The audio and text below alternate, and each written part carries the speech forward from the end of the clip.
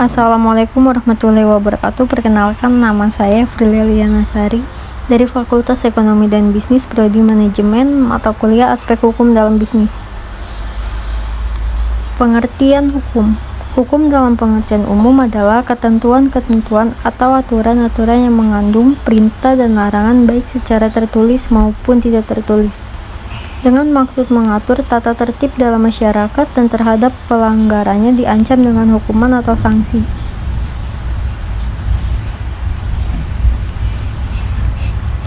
Kaidah hukum lainnya.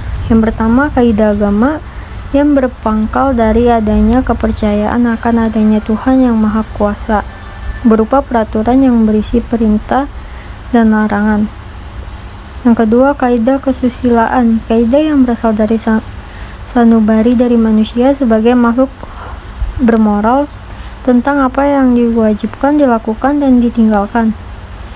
Yang ketiga, terakhir, kaidah kesopanan, norma atau peraturan yang timbul dari pergaulan dalam masyarakat. Pelanggaran terhadap kaidah ini adalah secara dari masyarakat.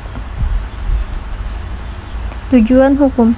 Tujuan dari hukum adalah mengatur tata tertib dalam masyarakat dengan peraturan-peraturan yang dibuat oleh alat perlengkapan negara. Di samping itu juga tujuan hukum adalah untuk menjamin dan melindungi kepentingan seseorang dalam masyarakat terhadap orang lain dengan sanksi-sanksi yang telah ditentukan secara tegas.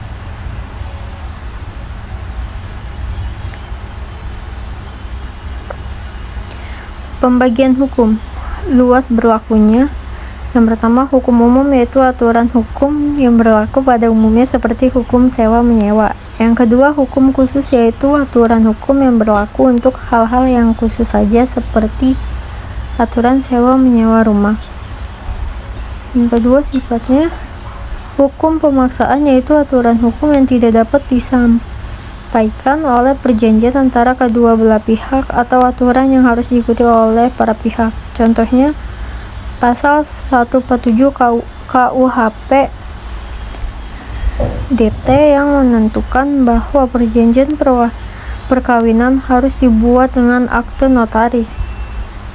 Yang kedua, hukum pelengkapan atau pengaturan, yaitu aturan hukum yang dapat dikesampingkan atau hanya memberi pedoman saja bagi para pihak yang mengadakan perjanjian sepanjang para pihak tidak mengaturnya. Contohnya pasal 1477 KUHP-DT bahwa penyerahan barang harus terjadi di mana barang tersebut terletak pada penjualan, tetapi para pihak boleh menentukan lain. Fungsinya, hukum material, yaitu hukum yang mengatur hubungan hukum antara orang-orang yang menentukan hak dan kewajiban, memerintah dan melarang berbagai perbuatan orang dan masyarakat. Hukum formil, yaitu hukum yang mengatur bagaimana caranya mempertahankan dan melakukan hukum material. Contohnya hukum acara pidana, hukum acara perdata, ketentuan umum, dan tata cara perpajakan.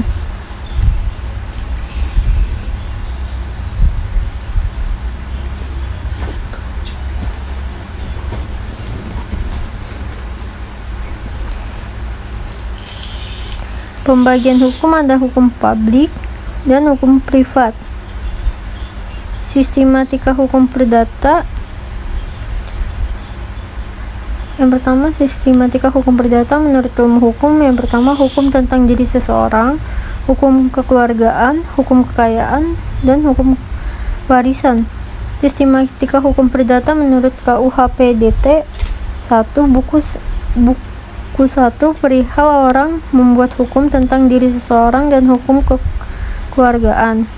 Buku 2 perihal benda memuat hukum perdata serta hukuman warisan. Buku 3 perihal perikatan memuat hukum kekayaan yang mengenai hak dan kewajiban yang berlaku terhadap orang-orang atau pihak-pihak tertentu. Buku 4 perihal pembuktian dan lewat waktu atau kadaluarsa. Aspek hukum dalam bisnis. Aktivitas perekonomian, khusus dalam bidang bisnis, perlu dijaga adanya persaingan dan fair, serta perlindungan hak-hak maupun keadilan baik para pelaku usaha maupun konsumen sebagai pengguna jasa maupun produknya. Yang kedua, beberapa aspek hukum dalam bisnis sebagai besar terdapat dalam peraturan-peraturan keperdataan, hukum dagang maupun beberapa diantaranya juga berkaitan dengan aspek hukum pidana dan tata negara. Aspek hukum dalam bisnis diantaranya adalah sebagai berikut. Yang pertama, hukum penyelenggaraan bisnis atau usaha. Dua, hukum perlindungan konsumen. Yang ketiga, hukum perjanjian. Yang keempat, hukum ketenagakerjaan. Yang kelima, hukum kejahatan bisnis. Yang keenam, hukum kejahatan korupsi. Yang terakhir, hukum kepailitan. Terima kasih, sekian presentasi dari saya. Assalamualaikum warahmatullahi wabarakatuh.